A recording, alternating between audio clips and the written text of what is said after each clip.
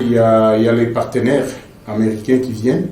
Alors, de prime abord, le gouvernement congolais a estimé qu'il fallait, ensemble avec le PNUD, qu'il fallait réunir les acteurs pour essayer de parler des droits humains. Comment respecter les droits de l'homme lors du processus de délocalisation et autres.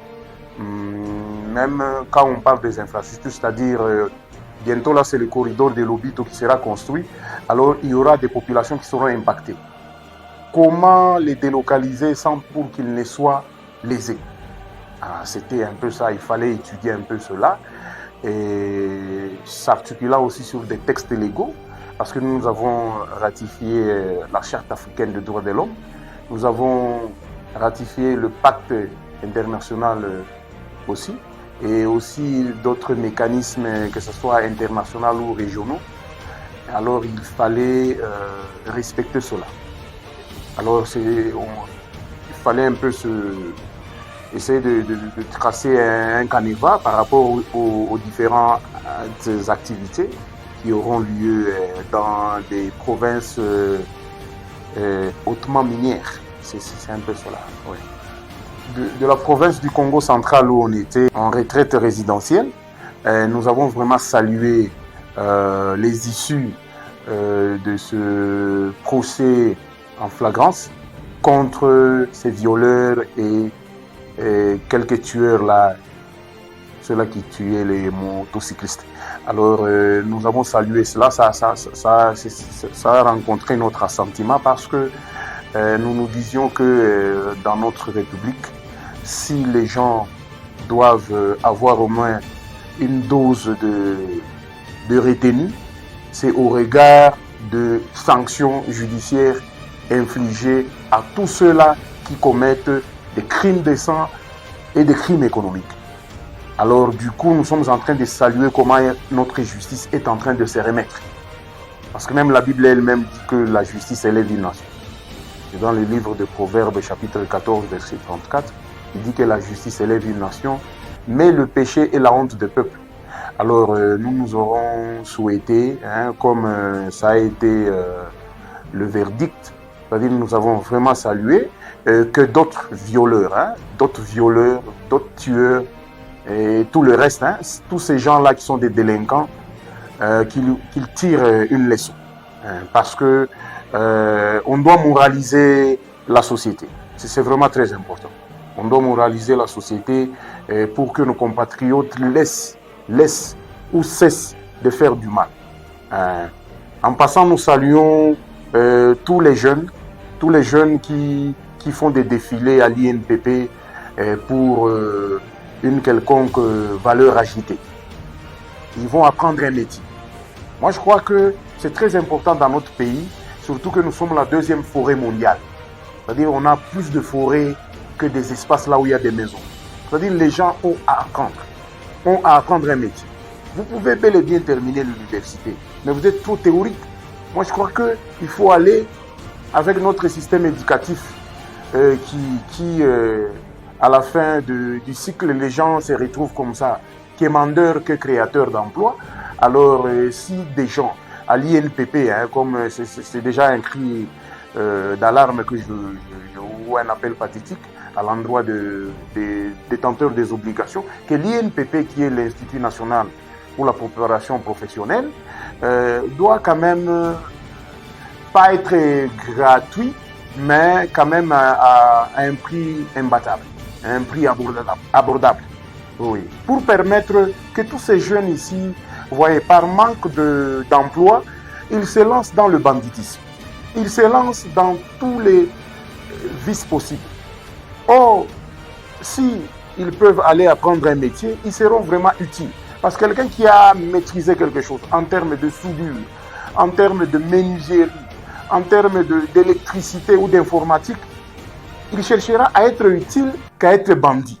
Parce que moi, je ne vois pas quelqu'un, un électronicien, un électricien ou un maçon être bandit, non. C'est-à-dire qu'il est en train d'exercer son métier et il gagne son pain sur base de l'exercice de ce qu'il a appris ou de sa profession. Mais tandis qu'il n'y a que les autres qui n'ont rien dans leur tête, sauf à faire le mal, que ceux-là qui sont des dangers publics et que les détenteurs du pouvoir ou les détenteurs des obligations doivent veiller à ça. D'ailleurs, en passant, je dois leur rappeler l'article 42 de la Constitution parlant des droits économiques, sociaux et culturels. Ça dit que les pouvoirs publics ont l'obligation de protéger la jeunesse contre toute atteinte à sa santé, à son éducation et à son développement intégral.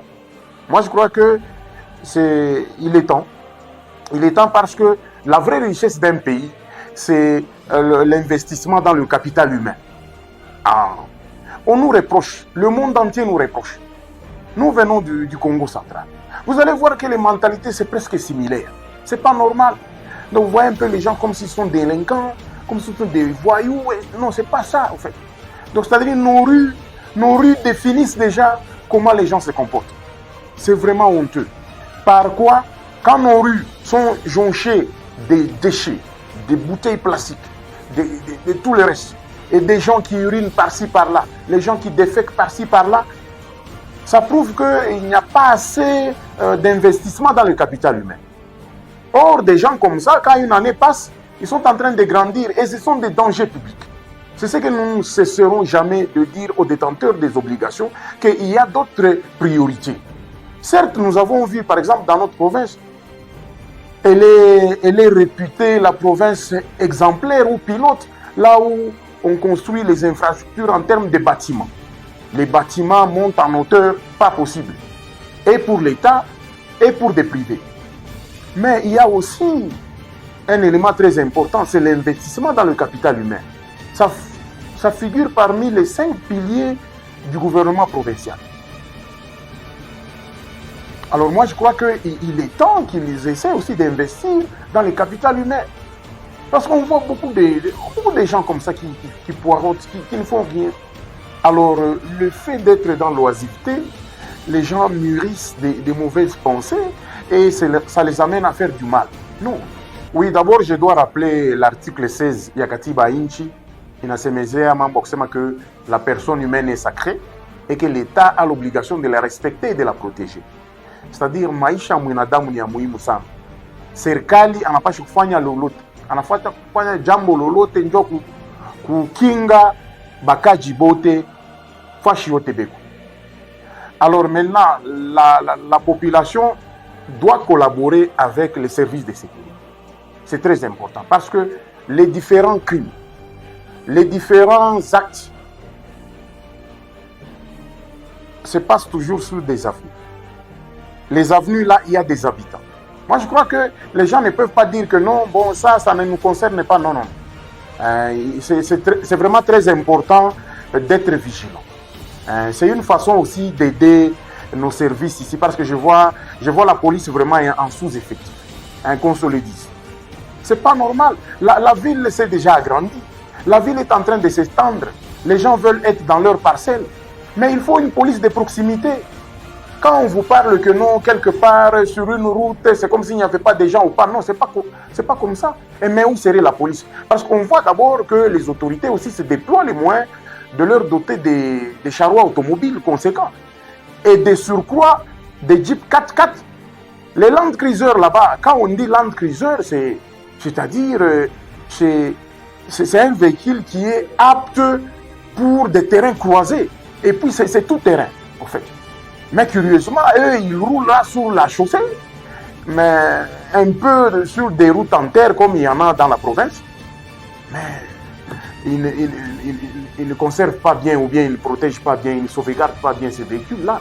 Nous pensons qu'ils peuvent le faire comme on voit dans les mining, même des agents de sécurité privés qui ont des Land Cruiser, mais ça fait des années qu'on voit toujours les mêmes véhicules-là. Mais ici, chez nous, seulement, quand on leur dote, après quelques temps seulement, on ne voit plus ces véhicules. Soit le chauffeur, parce que si les chauffeurs ils ne pouvaient pas faire tout ce qu'il faut là-bas, ils font des tonneaux pour la vive allure, et vous allez voir le véhicule est tamponné par-ci, par-là, tout ça.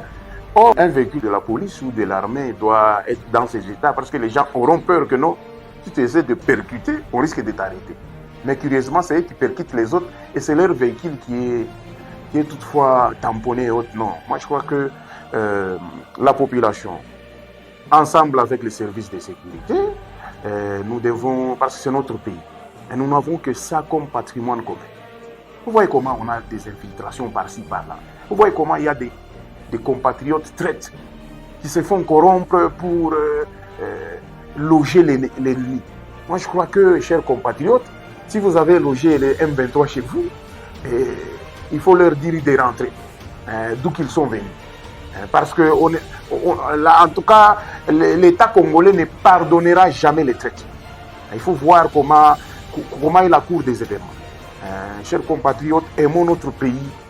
C'est notre seul dénominateur commun.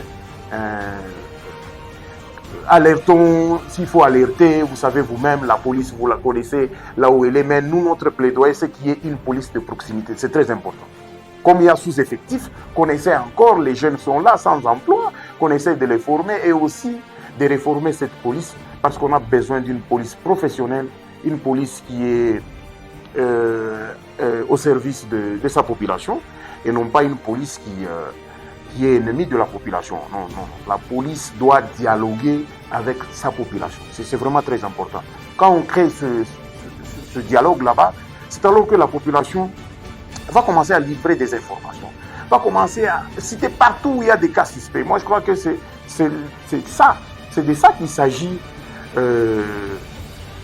en cette nouvelle année 2026. Parce que c'est une année de la reconquête de notre souveraineté, c'est une année de la reconquête de notre